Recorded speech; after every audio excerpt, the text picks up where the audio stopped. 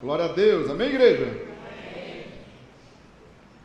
Vamos abrir a palavra de Deus no livro de Mateus, capítulo 16. Hoje é dia de ceia. Vou tentar enxugar bastante aqui para a gente não passar do horário no final, né? Para a gente encerrar às 11h30. Mateus 16, acharam ou não? Amém? Versículo 13 em diante. O tema que eu quero trazer para a gente aqui hoje é a necessidade de conhecer a identidade de Jesus. Amém? Você realmente conhece a identidade de Jesus Cristo? Amém, gente? Nós cantamos, acho que na terceira música ali, quem é Jesus? Esse Rei, o Senhor soberano sobre todas as coisas. E eu quero já ler e ir meditando com você, começando no versículo 13, diz assim: chegando Jesus à região de Cesareia de Filipe, perguntou aos seus discípulos: quem os outros dizem que o Filho do Homem é? Veja aqui o interesse de Jesus em saber a visão do povo, das pessoas, sobre quem ele é. Por que Jesus tinha esse interesse? Quem as pessoas estão dizendo que eu sou? O que elas pensam de mim? Se a gente saísse hoje na rua, né, perguntando às pessoas: quem é Jesus para você? Quem você pensa que é Jesus? Ou o que é a igreja evangélica para você? Jesus está fazendo isso aqui, perguntando para os discípulos: o que as pessoas dizem que eu sou? Aí no versículo 14, eles responderam. Alguns dizem que é João Batista. Quando ele fala aqui que alguns dizem que é João Batista, espera aí, está falando de reencarnação? Não, ele está falando, eles estão acreditando que, quem sabe, João Batista, que era um profeta muito querido do povo, João Batista tenha ressuscitado.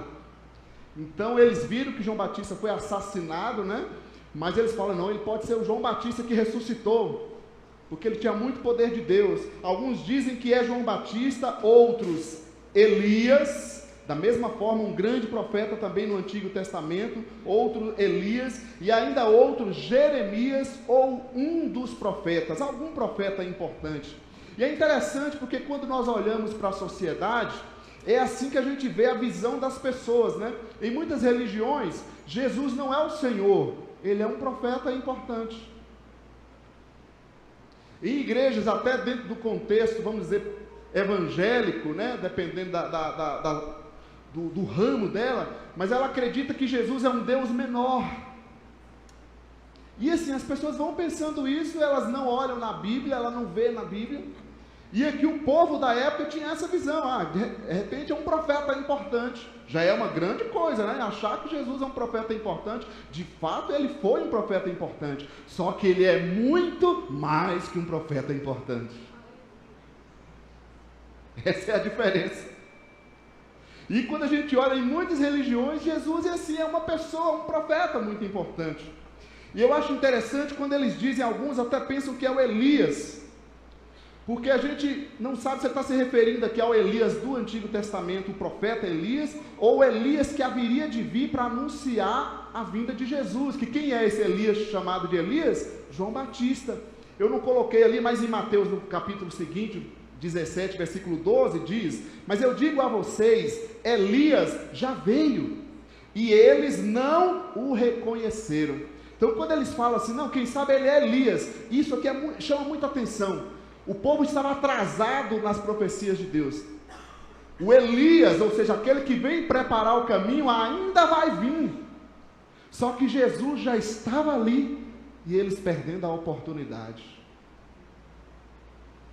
E tem hora que eu fico pensando, ao ler esse texto, a gente começou um pouco dele também junto com os jovens, eu fico pensando se a gente não está perdendo muitas oportunidades das nossas vidas, gente. Muitas oportunidades das nossas vidas, em vários momentos. Tem gente que está esperando Jesus voltar ainda, ou Jesus vir na primeira vinda, né? Quero dizer, os judeus, por exemplo, cadê Jesus? Estão esperando Jesus vir. A gente está tão atolado e às vezes gastando tempo com tantas outras coisas e perdendo, quem sabe, as maiores e mais importantes oportunidades da nossa vida. Ele era o Elias, isso é a visão do povo sobre Jesus. Jesus já veio e eles estão ali perdendo a oportunidade. Outra coisa que eu acho que eu destaco nisso aqui, quando eles referem sempre a esse profeta, né, no Antigo Testamento, um profeta importante, é que eu olho a referência ao passado. Eles estão sempre olhando para trás, olhando para o Antigo Testamento. E a profecia já tinha se cumprido, o Filho de Deus está ali, e eles ainda olhando para o passado. Olha para a igreja atual, para a igreja dos dias de hoje. Nós estamos no tempo da graça, diante da presença viva do Altíssimo, e tem gente que ainda está cultuando, buscando a arca do Senhor, a arca da promessa. Não é? Olha que coisa. Tem gente que ainda está na lei, está preso na lei do Antigo Testamento. Não pode isso, não pode comer isso, tem que guardar esse dia. E Jesus já veio, já rasgou o véu para nos livrar de todas as coisas. E tem gente que ainda está no passado, está na lei, está no Antigo Testamento. A visão do povo era assim, eles se perderam em algum momento, ficaram presos nas coisas, na religiosidade. Quem sabe quantos de nós, muitos de nós, não ficamos nessa também, presos lá naquela coisa, naquela religiãozinha que a gente se entregou um dia. Jesus é vida, irmãos. E a gente tem uns moldes que a gente fechou a caixinha e quer viver naquele mesmo patamar. Até o jeito de falar, de orar é sempre o mesmo. Só que Deus vai sempre mudar. A palavra diz que Deus vive em novidade de vida para a gente.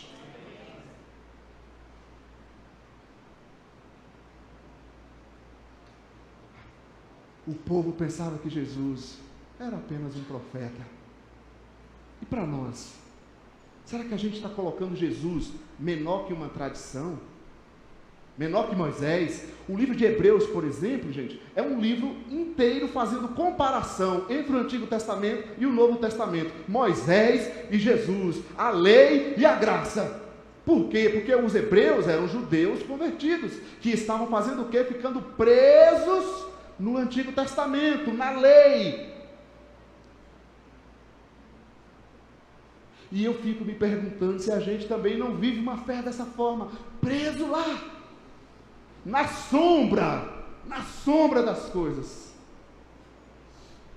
A visão do povo muitas vezes, assim, a gente tem que abrir os olhos para enxergar realmente que Jesus é aquele que já veio, que já nasceu como ser humano, que já enfrentou cada luta que você enfrenta, que muitas vezes você acha que não vai conseguir, mas o seu Deus te diz que Ele já venceu e vai te empurrar e vai te levar a vencer também.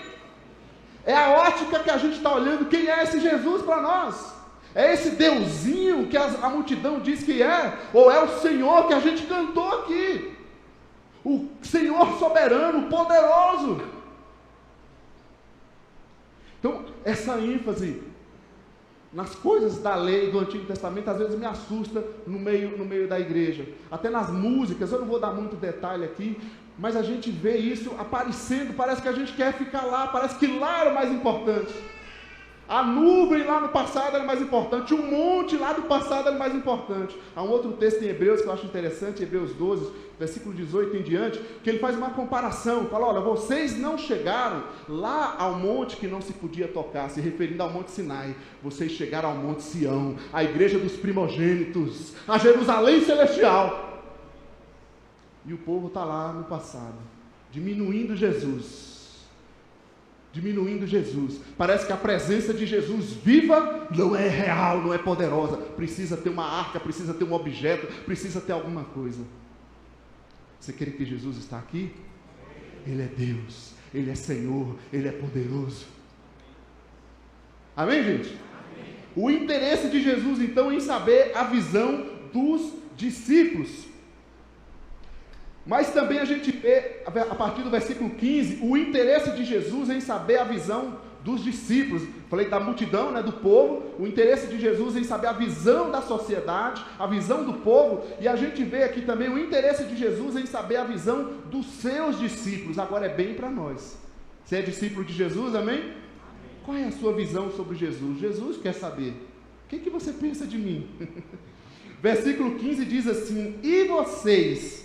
Perguntou ele, quem vocês dizem que eu sou? Quem vocês dizem? Aí versículo 16, conhecido, Simão Pedro respondeu, tu és o Cristo, o Filho do Deus vivo. Aleluia! Tu és o Cristo, o Filho do Deus vivo. Ele está reconhecendo Jesus como o enviado de Deus, como o Messias. O Messias no Antigo Testamento é o enviado, a palavra Cristo no grego é o enviado do mesmo jeito. Ele está reconhecendo que Jesus é aquele que todas as profecias diziam que ia vir. Ele está dizendo que Ele é o Senhor, que Ele é Deus na terra. Que Ele de fato é o Senhor Deus, Ele reconhece a sua divindade. E Jesus chama a atenção no versículo 17, ele diz: respondeu Jesus: feliz é você, Simão, filho de Jonas, porque isto não foi revelado a você por carne ou sangue, por homens, mas por meu Pai que está nos céus. Isso é fantástico. Ter a visão real da identidade de Jesus não é uma coisa de religiosidade, de esforço humano, experiência religiosa. Não, é uma experiência com o Espírito Santo de Deus. Só o Espírito Santo nos faz nascer de novo. Só o Espírito Santo nos convence da justiça, do pecado, do juízo. Só o Espírito Santo nos faz ver que Ele é o Filho de Deus. Nós não podemos deixar a religiosidade ou as nossas carnalidades tampar a nossa visão, mas deixar o Espírito Santo mexer nas nossas vidas. E eu olho aqui no texto e falo: Jesus agora falou assim: peraí, agora eu estou vendo que o Espírito Santo está agindo nesse rapaz. Pedrão, o impossível, falando um monte de besteira e fazendo um monte de besteira. O que você falou agora, Pedro? Você está reconhecendo de fato que eu sou o Cristo? É isso mesmo? Jesus, eu imagino Jesus agora Deus, eu estou entendendo que o Senhor está agindo nesses discípulos. Ele está reconhecendo quem eu sou. Ele não está mais sendo levado pela sua impulsividade. Já foi um grande passo na vida de Pedro naquele momento, reconhecer que ele era o enviado de Deus. Jesus então começa a reconhecer essa ação do Espírito Santo de Deus nele. Só que a gente sabe muito bem que logo depois, ele já tinha essa convicção de quem era Jesus, mas logo depois, ele vai ainda na sua carnalidade, tentando agir segundo a sua visão humana, e vai dizer para Jesus que não tem morte, que não tem nada disso, e Jesus diz: espera aí, Pedro, que é isso? Você está dando ouvido a duas vozes, a voz do Espírito e a voz do inferno. Para com isso. Isso também pode acontecer conosco. Você pode ter de fato uma convicção de quem é Jesus, saber que Ele é Deus, que Ele é Senhor, mas esse efeito cognitivo ainda não opera no nosso ser, porque isso depende da ação do Espírito Santo. Eu sei a verdade, eu sei o que é, mas eu ainda não me entrego, eu ainda estou meio dividido, sabe, com efeito do outro lado também. E essa é a grande questão que a gente vive no nosso dia a dia, gente. Mas aí vamos continuar no versículo 18.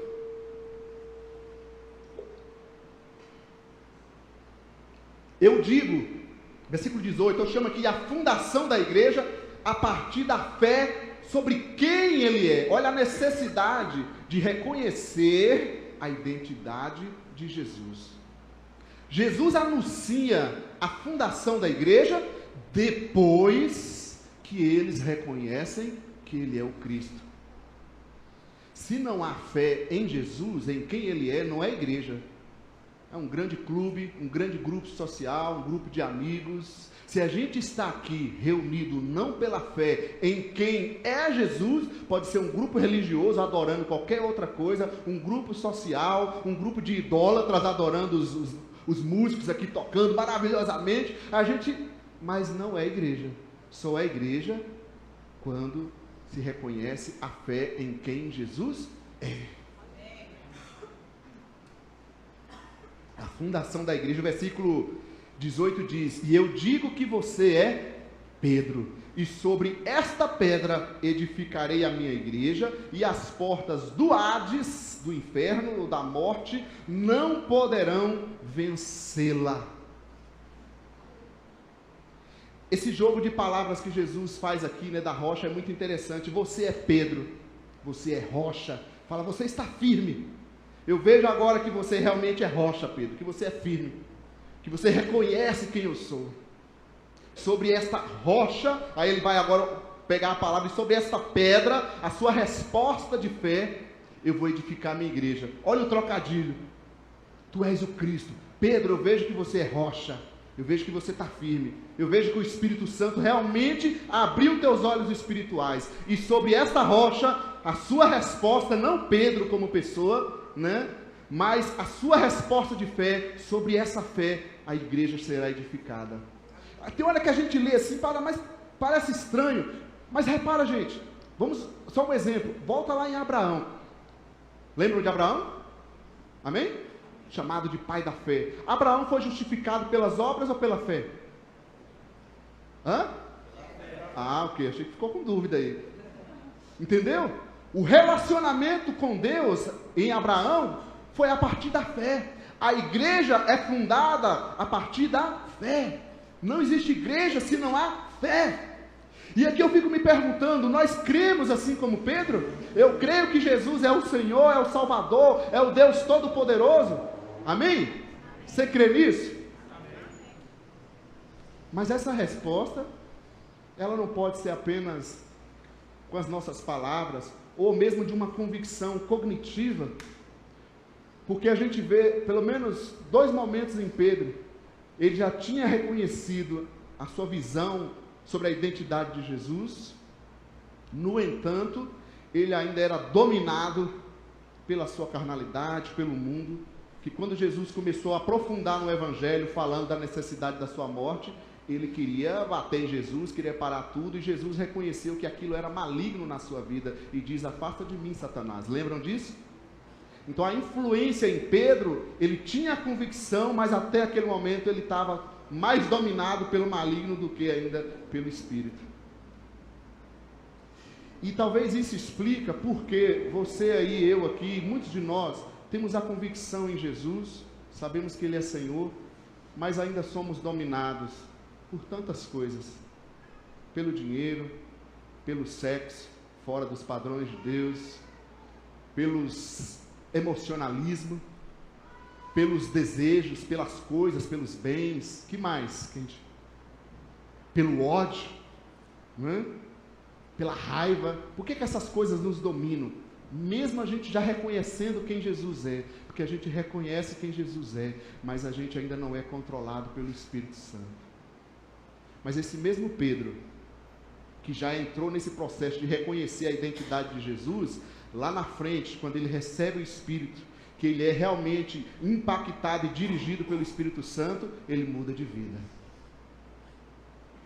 É ele que vai puxar as rédeas, é ele que vai para frente. Eu tenho uma sensação que, quem sabe, a gente viva ainda meio que de forma seletiva, como cristãos. A gente seleciona as coisas que Deus pode mexer, que pode nos orientar, e as coisas que não, que é eu que cuido.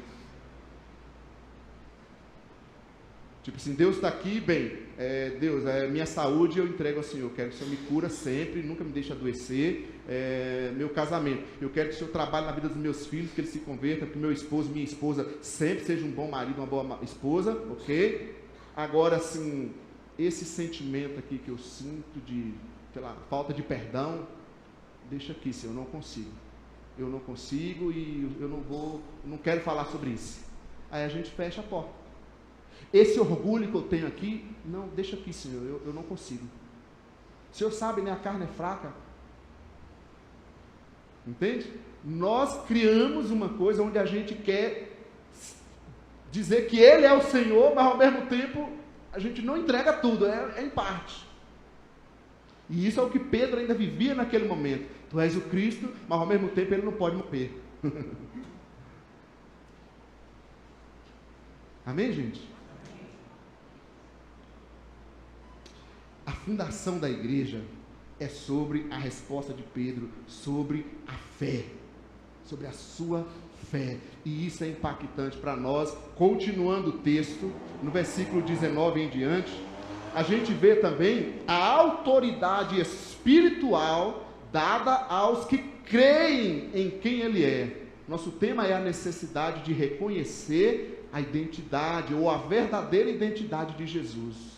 Jesus pergunta a visão do povo, Jesus pergunta a visão dos discípulos, Jesus diz que a igreja será fundada a partir dessa manifestação de fé real, Veja bem, se nós estamos aqui reunidos e realmente não manifestamos a nossa fé diante de Cristo, quem sabe muitas coisas não aconteceram nessa manhã, nós não recebemos tudo que Deus tinha que dar através do momento de louvor e oração, por eu não manifestar a minha fé.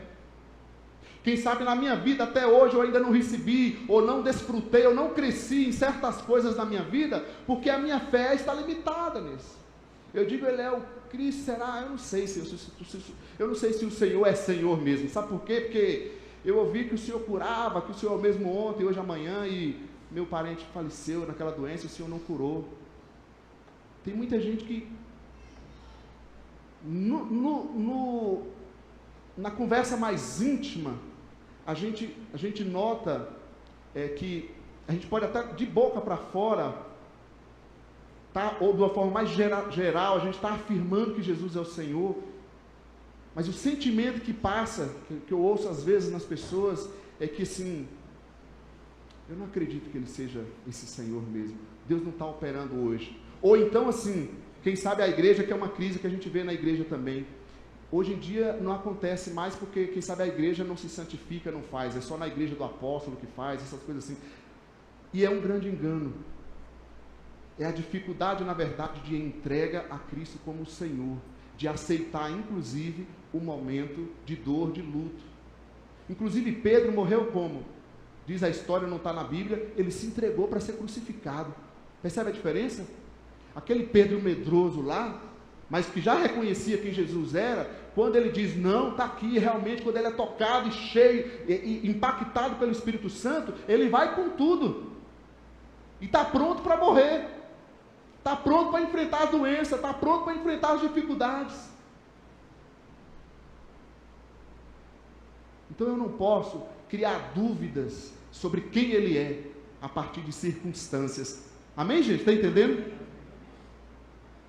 E aí, quando a gente vai para o versículo 21, a gente vê a autoridade espiritual dada aos que creem em quem Ele é. Jesus fala disso depois que eles manifestam, a partir de Pedro, que Ele é o Cristo. Jesus fala de autoridade dada ao seu povo depois que eles manifestam que Ele é o Cristo. Depois que eles manifestam a fé.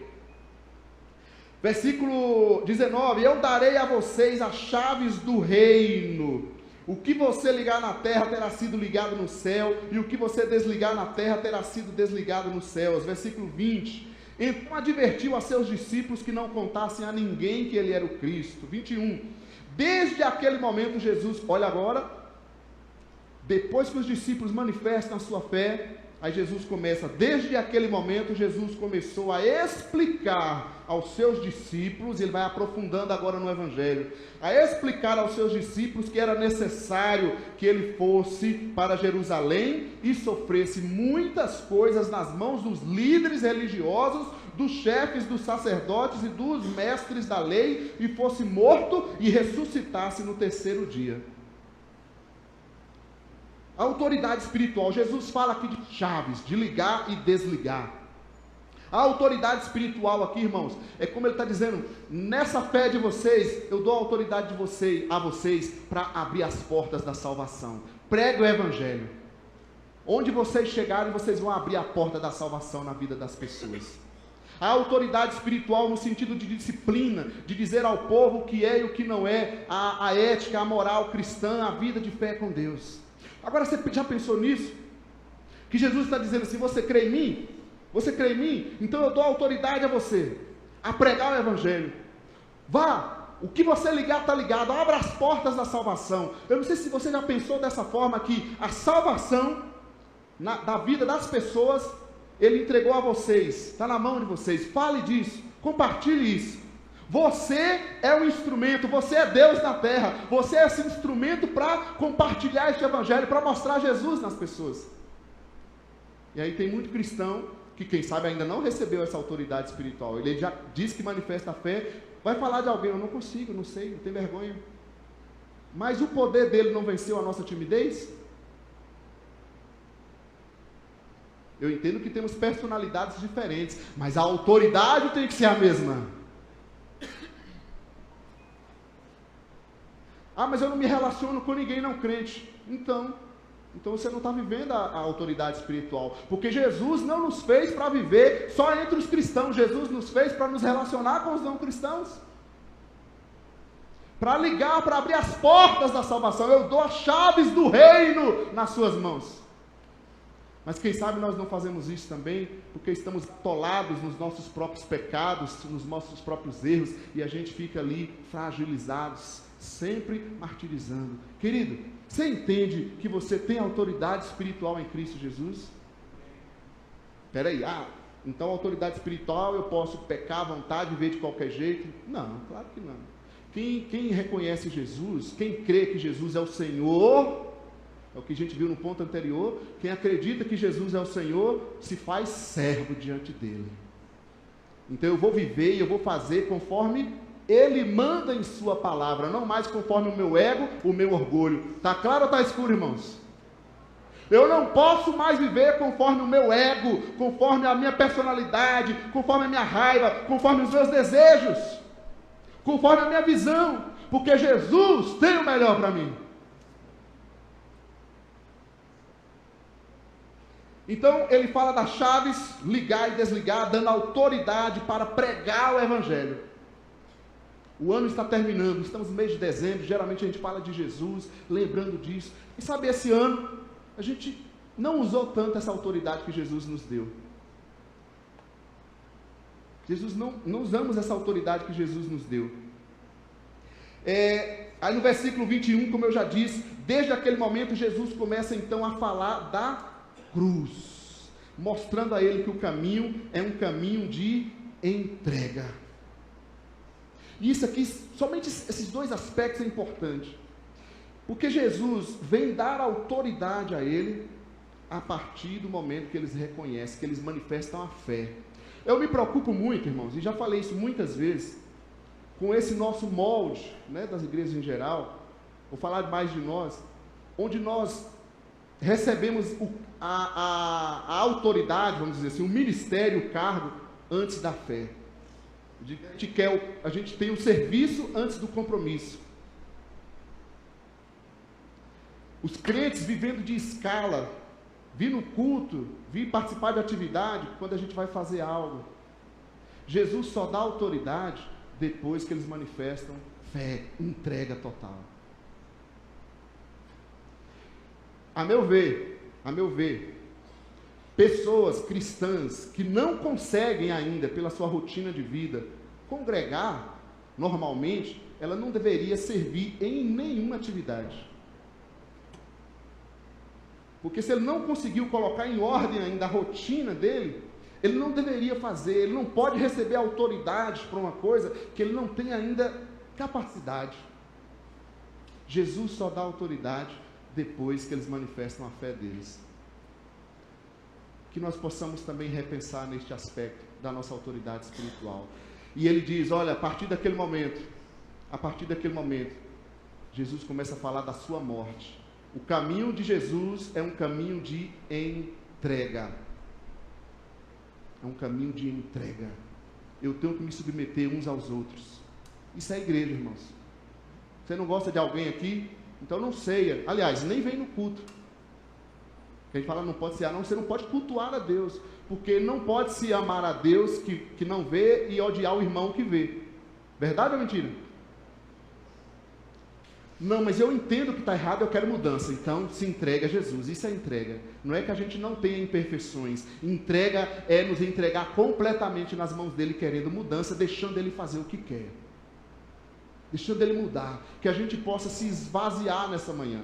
Que a gente possa, Senhor, abra minha mente, me mostra o que eu não estou vendo. Como diz o Salmo, sonda-me, Senhor. Se há algo errado em mim que eu não estou vendo, me mostra. Se há algo que está me acomodando, muda a minha vida. Se há algo que está me prendendo, muda a minha vida. Gente, seu casamento, seu filho, sua vida, seu cuidado à saúde, sua forma de alimentação, sua forma de trabalhar, sua vida. Jesus não morreu para que a gente vivesse escravizado em vícios, em pecados. nas nossas emoções feridas. Jesus morreu e nos deu autoridade para a gente viver livre, liberto, para a gente ser uma nova criatura, não é verdade? E sendo essa nova criatura, tendo a autoridade do Espírito Santo, a gente compartilha, a gente mostra às pessoas. Eu já vi pessoas se desviarem ao se relacionarem com cristãos.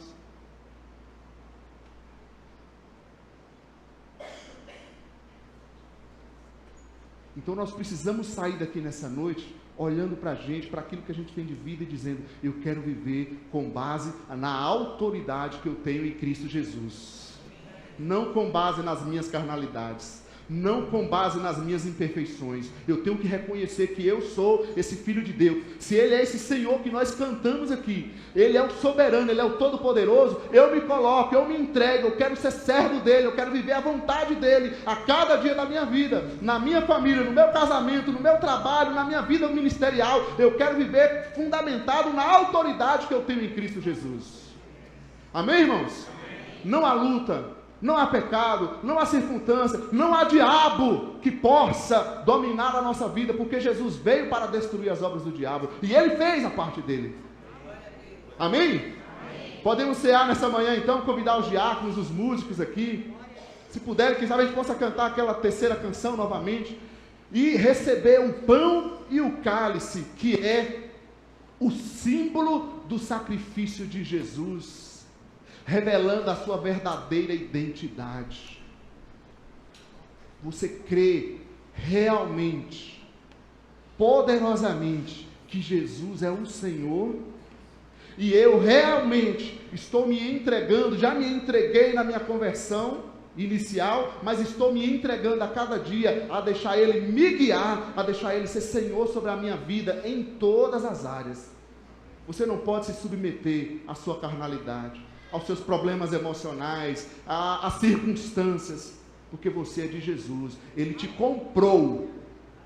Hã? Ele nos comprou. Se Ele comprou, o direito é todo dele. Ok, gente? Mas eu acho isso e aquilo. Aí depende, ou você se entrega ou você continua com o seu acho, isso e aquilo. Aquilo que a gente não entende, aquilo que a gente ainda não percebe como é, entregue-se. O caminho é um caminho de entrega. Então nós vamos cear nessa noite, nessa manhã, né? Vamos nos colocar na presença do Senhor. Tinha que acontecer, né?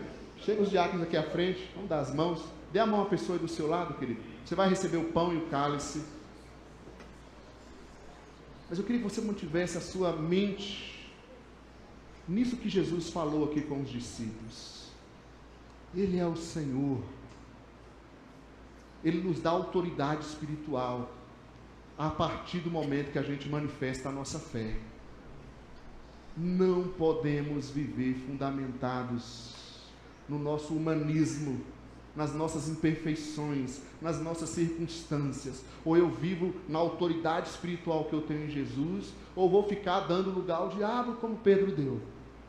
Então, Senhor Jesus, queremos neste momento te agradecer pelo pão, pelo cálice. Te agradecer porque o sacrifício foi feito, foi realizado.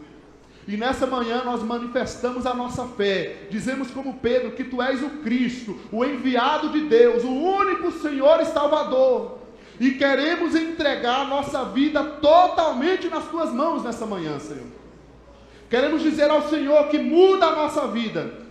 Se como membro do corpo de Cristo, nós precisamos mudar, melhorar, faça isso nessa manhã, Senhor. Nós te permitimos.